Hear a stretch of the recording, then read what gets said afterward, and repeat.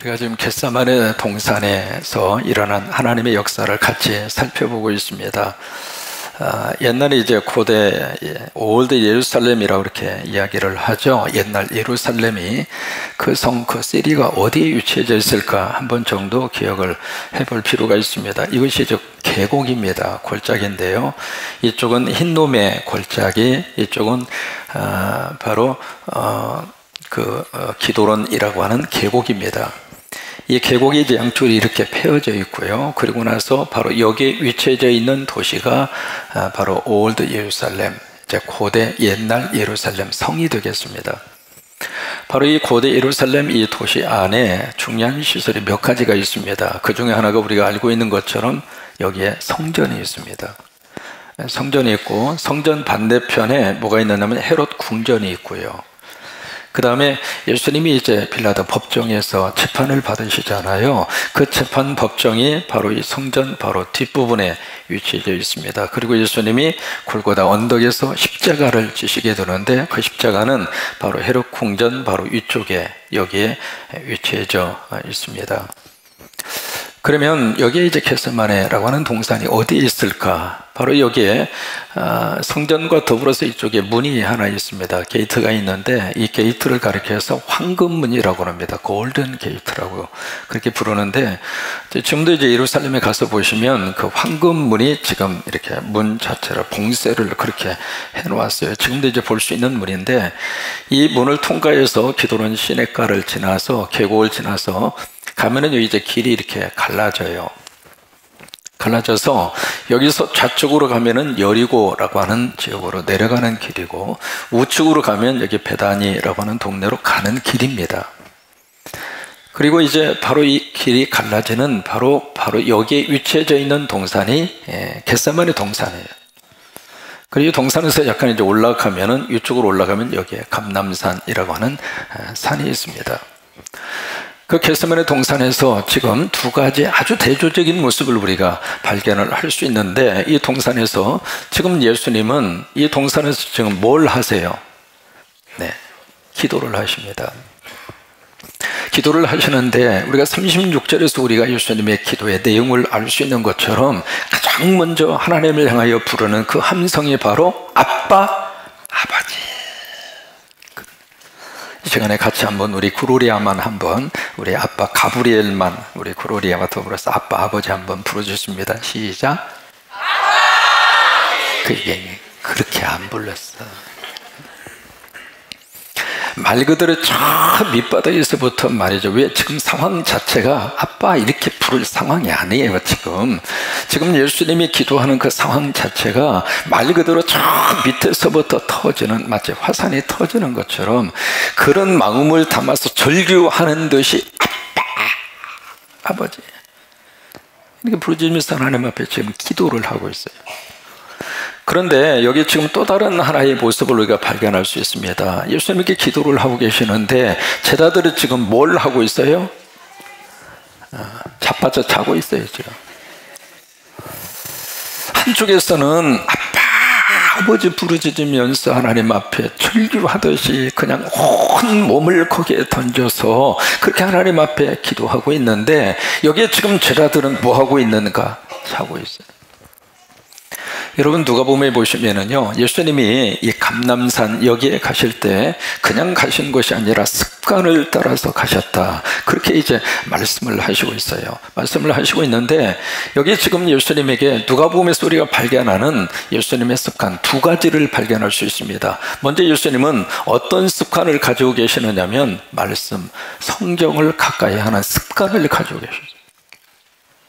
그래서 누가복음 4장 16절에 보시면 그렇게 말씀하고 있거든요. 예수께서 자라나신 곳 나사렛에 이르사 안식일에 시작 늘 하시던 대로, 늘 하시던 대로.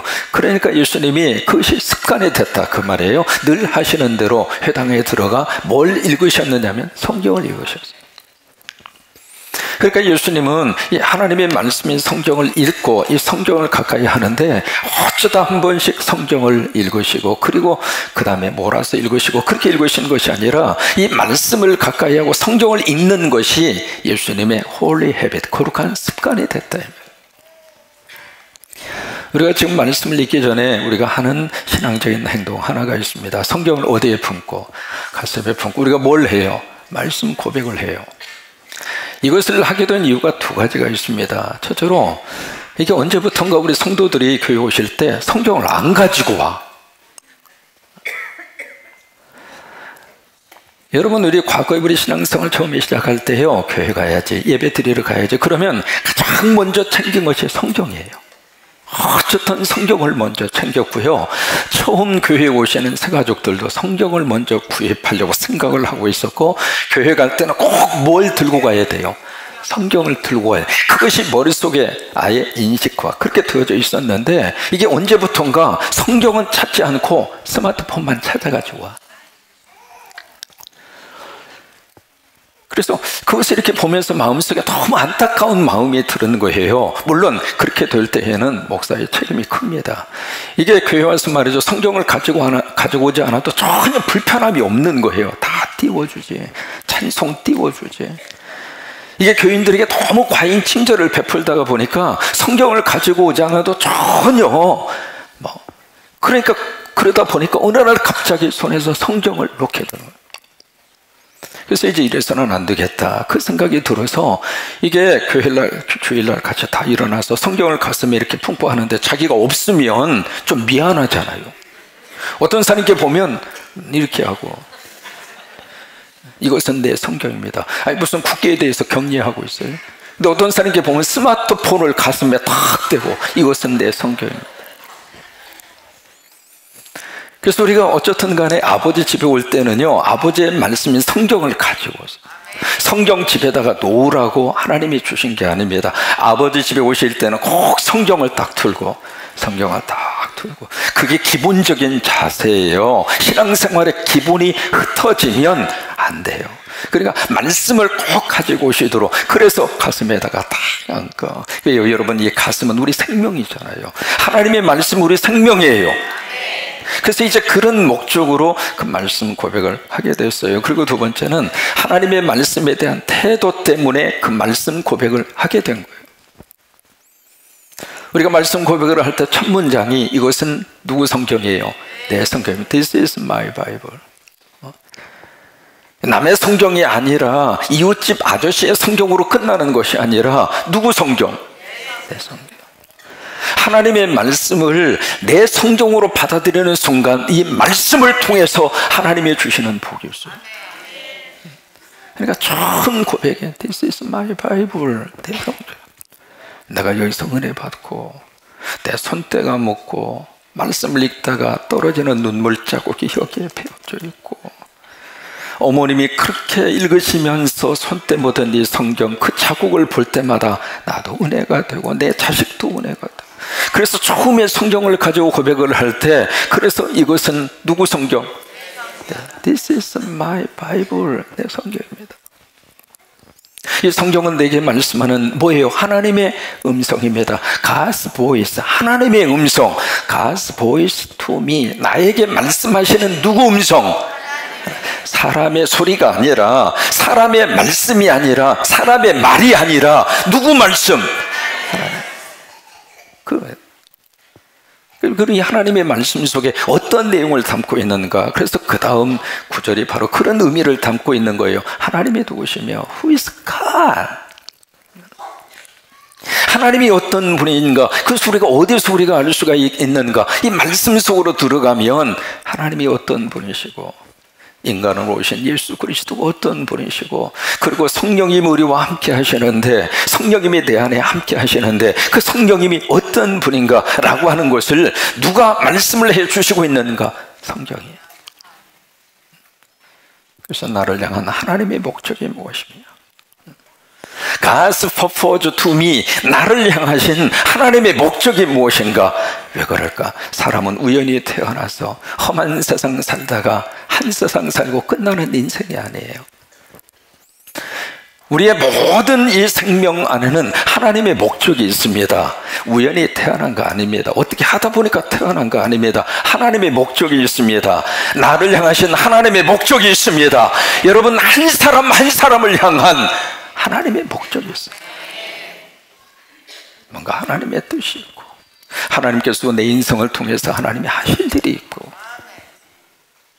그러면서 세 번째, 내가 얼마나 복되고 사랑받는 존재인가, 사람인가라고 하는 것을 누가 말을 해주고 있는가? 성경이 말해주고 있는 거예요. 그래서 성경 속에서 나라고 하는 존재가 얼마나 소중한가.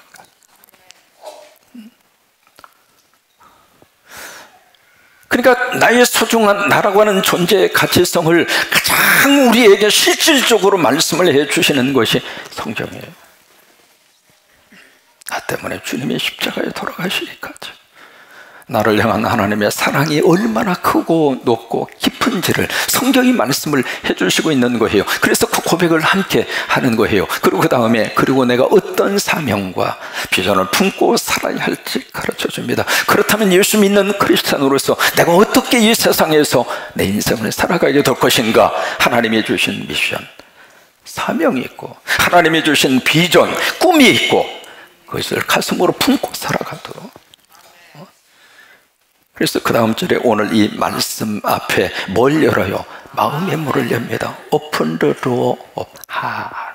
내 마음의 문을 엽니다. 여러분, 하나님의 은혜는 지금도 쏟아지고 있어요. 하나님의 은혜는 지금도 부어지고 있어요.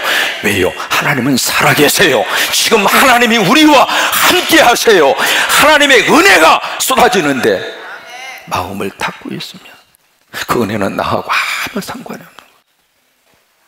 그렇기 때문에 오늘 이 말씀 앞에 오픈도로 마음의 문을 엽니다.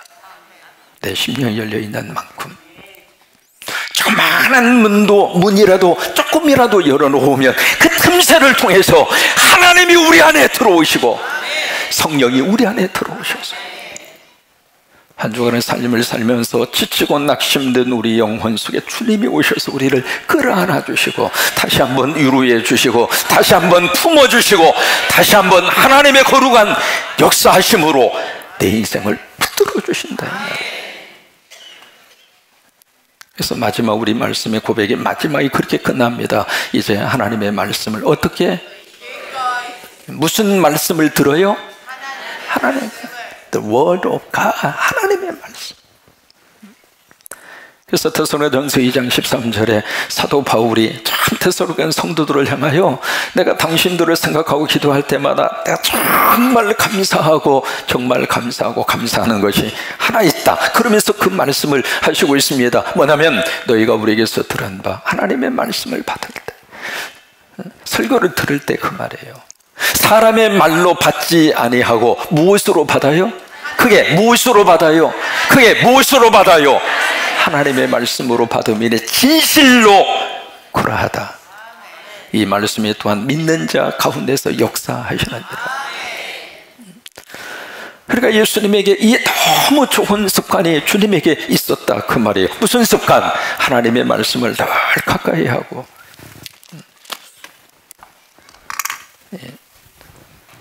그래서 우리가 삼시세끼 밥 먹는 것이 습관이 돼 있잖아요. 아침 먹었으면 그 다음에 10년 후에 점심 먹어야지. 점심 먹고 나서 또 되돌아서 또 저녁 먹고, 안 먹으면 허전하고 먹어야 되고, 그게 이제 완전히 몸에 배었잖아요. 습관이 되어져 있잖아요. 여러분, 그런 것처럼 우리가 영적으로 하나님의 말씀을 꼭 그게 습관이 되셔서 여러분 읽으시기 바라고, 그리고 좀 하나님께서 은혜를 주시면 쓰기라도 하시고 또 묵상하시고. 두 번째로 예수님에게 어떤 습관이 있었는가? 두 번째 바로 기도에 대한 습관이 있으셨어요. 그래서 누가복음 22장에 보시면은요, 예수님이 이 감람산에 가실 때 그냥 가시는 것이 아니라 습관을 쫓아, 거기 습관을 따라라고 하는 말씀을 하시고 있잖아요. 그러니까 예수님이 이 감람산에서 올라가실 때 바로 기도에 대한 습관이 있었던 거예요. 그래서 예수님에게는 이 두 가지 너무 좋은 습관이 주님에게 있었다고 하는 것을 누가복음이 우리에게 가르쳐 주고 있습니다. 여러분, 좋은 습관은 좋은 결과를 가져와요. 거룩한 습관은 거룩한 결과를 가져다 줘요. 그런데 참 놀라운 것은 나쁜 습관은 쉽게 몸에 배입니다. 그리고 또 하나, 이 나쁜 습관은 몸에 한번 배이잖아요. 이거요, 빼내기가 너무 힘들어요. 그런데 부모의 나쁜 습관이 자식에게도 영향을 미칩니다. 근데 이 좋은 습관은 참 몸에 배기가 너무 어려워요. 좋은 줄 알겠는데, 그 좋은 습관이 나에게 좀 들어왔으면 좋겠는데, 이게 그 좋은 습관이 몸에 배기까지가 너무 힘들고, 또 하나 좋은 습관은 빨리 빠져나가 버려요. 빌 게이츠하고 워런 버핏이라고 하는 세계적인 부자잖아요. 이 두 사람이 워싱턴 대학에서 학생들을 대상으로 해서 강연을 합니다. 그러고 나서 질의응답 시간에 한 학생이 그들에게 물어요. 당신들의 성공의 비결이 뭡니까? 그때 빌 게이츠가 한 말이 있습니다. 사람이 IQ가 얼마나 높은가, 그게 더 중요한 것이 아니라 두 가지 것이 필요합니다. 첫째는 좋은 습관이 필요하고, 두 번째는 긍정적인 마음이 필요합니다. 그래서 예수님이 두 가지 거룩한 습관을 가지시고 하나님 앞에 겟세마네 동산에서 기도를 하시는데, 어떻게 기도를 하시는가? 참 이 기도가 완전히 몸에 배어서. 근데 여러분, 구약에 보시면 다니엘이라고 하는 하나님의 사람도 기도의 습관이 몸에 완전히 뱄어요. 그래서 다니엘서 6장 10절에 보시면 다니엘의 이 조서에 왕의 도장이 찍힌 것을 알고도, 이게 무슨 말이냐면 고대 지중을 중심으로 한 고대 근동사회가 역사에 큰 변화가 일어나요. 그래서 벨사살이라고 하는 왕이 죽고 그 다음 왕이 된 사람이 다리오라고 하는 왕이 바로 그 자리를 차지합니다. 그러면서 이 왕이 어느 날 특별한 법을 공포를 합니다. 한시적인 법인데 앞으로 30일 동안, 한 달 동안 왕 외에 그 어떤 대상이나 인간에게 무엇을 구하거나, 다시 말해서 기도하거나 무언가 예배하는 자가 있다면 가만두지 않겠다 라고 하는 아주 독특한 특별한 법을 다리오라고 하는 그 왕이 발표를 해요. 그리고 나서 이 법을 누구도 바꾸지 못하도록 왕의 도장을 찍습니다. 바로 이제 그 내용이거든요. 그 조서에 왕의 도장이 찍힌 것을 알고도, 자 보세요, 자기 집에 돌아가서 옆방에 올라가 예루살렘을 향하여 창문을 열고, 같이 읽습니다. 시작. 전에 하던, 다시 말해 다니엘은 기도가 습관이 된 거예요. 기도가 습관. 전에 하던 대로 예루살렘의 창문을 열고, 이것이 바로 성전 중심의 기도예요. 예루살렘 성전을 향하여 보면서 하루에 3번씩 무릎을 꿇고 겸손한 기도죠. 그리고 감사함으로, 이게 바로 감사 기도예요. 빌립보서 4장 6절에 보시면 기도의 원리를 설명을 하시면서 아무것도 염려하지 말고 다만 모든 일에, 여러분 모든 일이라고 하는 것은 영어에 그런 표현이 있습니다. Everything means everything. 모든 것은 모든 것이다. 어떤 것이든지 그것을 기도와 간구로 너희 구할 것을 어떻게 하리라고요? 왜 감사함으로 아뢰라고 말씀을 하실까? 하나님이 그 기도를 받으셔서 로마서 8장에 있는 말씀대로 모든 것을 합력하여 무엇을 만들어 주어요. 그러니까 그 믿음으로 감사하라 이 말이에요. 그래서 예수님이 두 가지의 습관을 가지고 안식일마다 말씀을 가까이 말씀을 읽는 습관이 있으셨고, 그리고 기도하는 습관이 있으셨고, 이 기도하는 습관으로 이 겟세마네 동산 바로 여기에 가서 어떻게 기도를 하셨는가? 누가복음 22장 44절에 보시면 예수님이 기도하는 모습을 거기서 우리에게 말씀을 하시고 있습니다. 예수께서 처음에 어떻게 힘쓰고 그러면 맛이 없어요.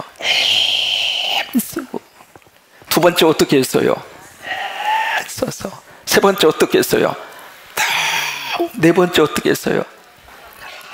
아니 그냥 예수께서 기도하시니 이렇게 나가도 되잖아요.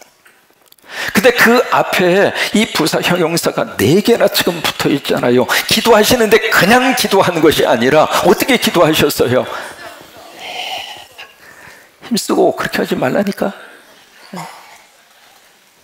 힘쓰고 그리고 써서 그 다음에 더욱 그 다음에 간절히는 간이 저리도록. 그렇게 기도하시니까 땀이 땅에 떨어지는데 뭐처럼 됐어요? 핏방울처럼. 여러분 기도하시다가 땀 흘려본 적이 있으세요? 아이 목사님 찜질방에서 기도하면 땀 금방 흘려요. 그렇게 흘리는 땀 말고요, 정말 기도하면서 그 기도의 제목을 가지고 하나님 앞에 힘쓰고 애써서 간절한 마음으로 기도하다가 보면 속에서 쓴내가 나요. 쓴내뿐만이 아닙니다. 이마에 땀이 송골송골 맺힌다. 그 정도로 그 기도를 가지고 하나님 앞에 간구하라 그 말이에요. 그렇게 기도하지도 않고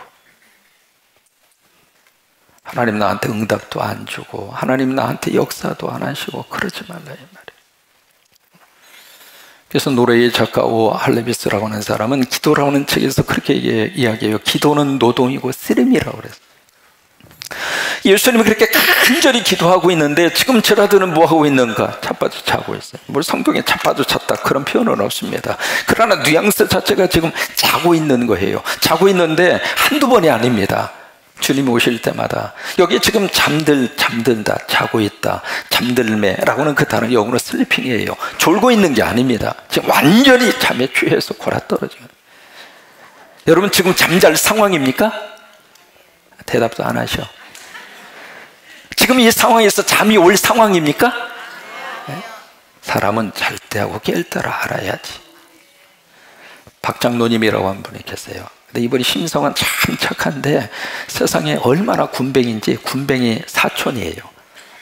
늘어 터졌어.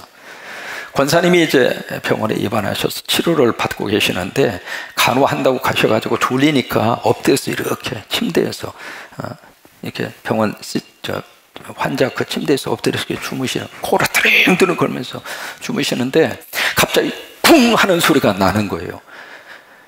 이게 뭔가 싶어서 이렇게 눈을 떠보니까 권사님이 침대에 계시다가 굴러 떨어진 거예요. 여러분 일반적으로 그 상황이 벌어지면 빨리 가서 아이고 여보 괜찮아? 괜찮아? 아이고 미안하고만 내가 당신 간호를 잘 해야 되는데 그게 정상이잖아요. 근데 이 사람이 눈을 부시시 뜨더니 첫 번째 하는 말이 내가 떨어진 줄 알았네. 폭폭이요. 얼마나 답답하겠어요. 그 권사님은 성격이 그 장로님하고는 정반대. 얼마나 답답한지 결국 이 권사님 췌장암으로 일찍 세상을 떠나요. 지금 잠잘 상황이냐고. 잠잘 상황. 근데 오늘 성경은 여기서 참 예수님이 그 말씀을 하세요. 뭐냐면 40절에 보시면 다시 어서 보시죠. 그들이 자니 이는 그들의 눈이 심히 뭐예요? 피곤함이라. their eyes. 그들의 눈이 were heavy. 무거웠다 그 말이에요. 이게요 잠이 쏟아지시다가 눈꺼풀이 얼마나 무거운지 천근만근. 이거요 작대에 갖다 받쳐놔도 내려오고 창문이 또 내려오고. 그 제자들이 지금 육신적으로 피곤한 것은 사실이지만은 지금 이 상황에서 잠에 취해 있어야 될 상황이냐고. 잠자고 있는 제자들이 예수님은 두 가지의 말씀을 하십니다. 첫째로 깨어 있으라. 이게 이제 첫 번째 말씀. 따라서 물으세요. 깨어 있으라. 오늘 이 말씀 속에 깨어 있으라라고 하는 말씀을 3번 반복해서 이야기를 하세요. 34절에 보시면 말씀하셔도 내 마음이 심히 고민하여 죽게 되었으니 너희는 여기 머물러 깨어 있으라. 그 다음에 37절에 보시면 네가 한 시간도 깨어 있을 수 없다냐. 그 다음에 38절에 시험에 들지 않게 깨어 기도하라. 여기 시험이라고 하는 것은 템테이션입니다. 마귀와 사탄이 주는 것을 시험이라고 그런 거예요. 하나님이 주시는 시험은 영어로 테스트라고 그랬어요. 하나님이 주시는 시험의 목적은 우리를 살리기 위해서 하는 거예요. 이번에 우리 수능을 치르는 수능생들 하나님이 살리는 시험이 되기를 바라요. 그러니까 하나님이 주시는 테스트 시험은 우리를 성장시키고 그리고 우리를 살리기 위한 목적으로 오는데 마귀와 사탄이 주는 시험, 영어로 템테이션, 그건 우리를 죽이기 위해서 오는 거예요. 여기에 38절에 있는 말씀대로 그 시험에 들지 않게 하기 위해서 마귀와 사탄의 시험에 빠져서 우리가 망하고 죽지 않기 위해서는 깨어 있으라 이 말.